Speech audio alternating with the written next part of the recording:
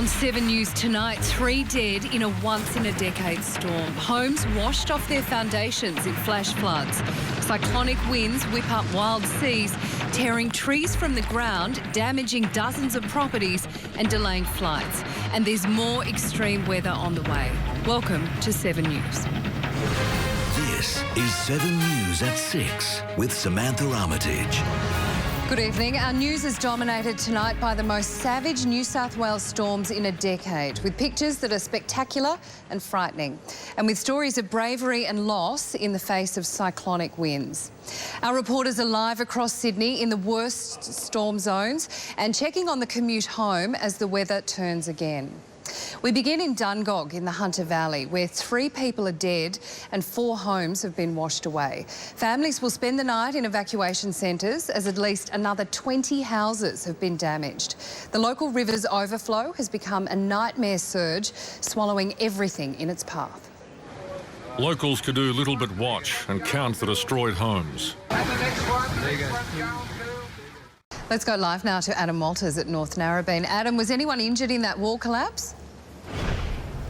Sam, looking at this devastation, it's hard to believe the answer is no. All 4 cars were unoccupied at the time, although there were serious fears for the safety of workers in the KB Marine Workshop and neighbouring businesses as the bricks came tumbling down. OK, let's check in with Sarah now. Sarah, what's causing this deadly weather?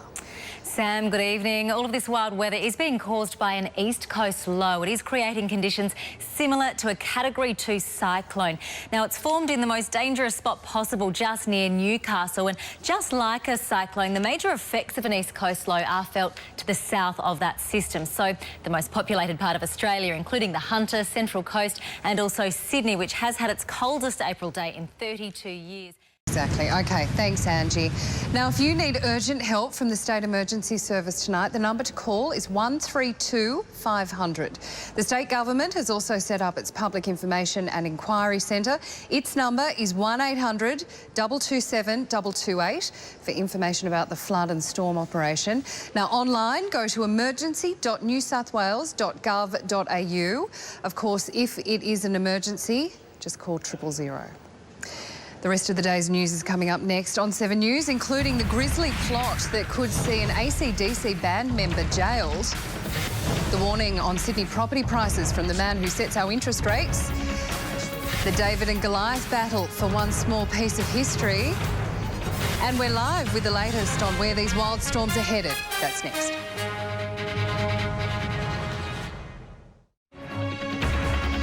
Welcome back. As we've heard, the New South Wales storm turned deadly early today. 3 people lost their lives in the cyclonic conditions.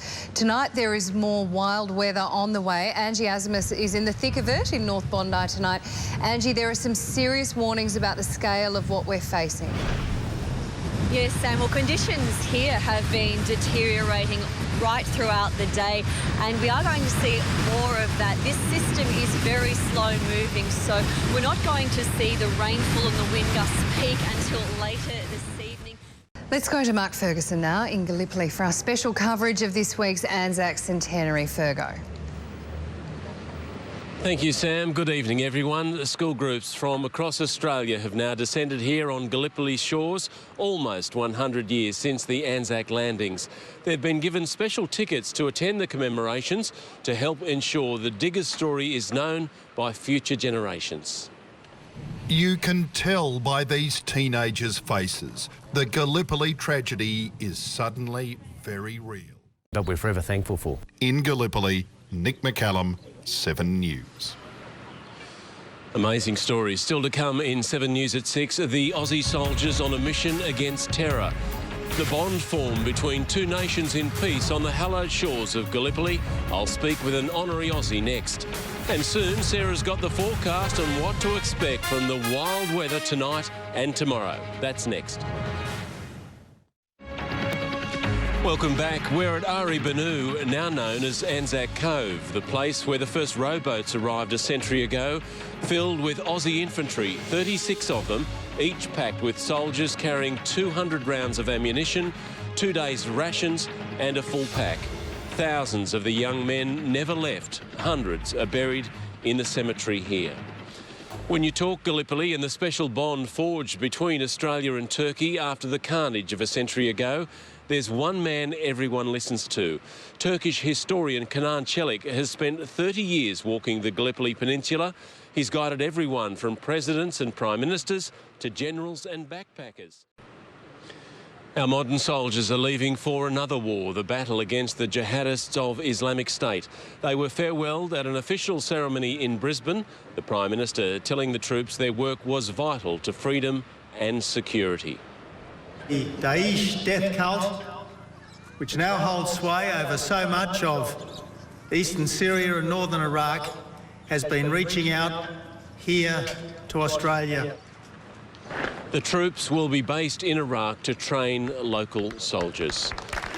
Sam, my thoughts are with everyone battling the wild weather back home. We'll have much more from Gallipoli in the days ahead. OK, thank you, Fergo. We'll see you soon. Now, still to come, we'll check in on traffic and public transport as workers try to get home. Plus, first on 7, the breakthrough that will double the chances of women aged over 40 becoming pregnant. And Sydney is being hammered by more dangerous weather tonight. The very latest coming up. But first, Jim's here with the sport. The round 13 backflip rule is on the way out. Fans are frustrated, Sam. Good evening to you. Good evening, everyone. NRL boss Dave Smith has admitted the rule is archaic and embarrassing to fans. Smith says it's time for a complete overhaul of the system, including the introduction of a draft. Dave Smith appeared with players from most clubs in Canberra today, announcing the start of a 4-year partnership between the NRL and Australian War Memorial.